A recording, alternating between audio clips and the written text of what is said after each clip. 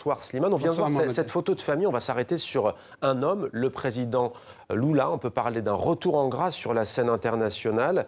Est-ce qu'on peut dire que ce sommet hisse le Brésil au rang d'acteur géopolitique et de puissance économique mondiale ? Absolument. Et Lula a tout fait pour y parvenir. Organiser un sommet du G20 au cœur du Sud global. C'est-à-dire que Lula, depuis son élection il y a 22 ans, n'a jamais renoncé à cette idée que le Brésil était un nain géopolitique, ce qui était anormal. Donc le Brésil, depuis, a mis en avant sa taille, 5e plus grand pays du monde, 200 millions d'habitants, dont la moitié de souche africaine.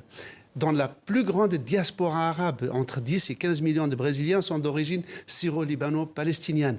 Donc Lula a décidé, à partir de ce moment-là, il a élaboré toute une géopolitique dont on pourrait le résumer le filigrane en arrêtant la politique nord-sud, États-Unis, Amérique du Sud, faisant une politique sud-sud.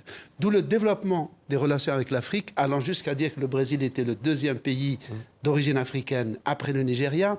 Allant vers le monde arabe, le Brésil dispose d'un siège d'observateur permanent à la Ligue arabe. Et on le voit, ces images multipliées, les rencontres bilatérales, comme on les appelle, vous disiez, Slimane ?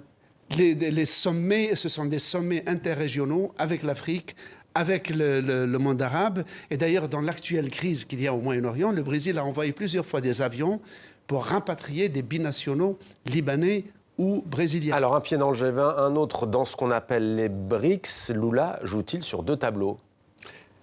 Alors, sur 2 tableaux, mais ce n'est pas suffisant, les 2 tableaux, pourrais-je dire, sans ironiser, parce qu'il est en même temps membre du Mercosur.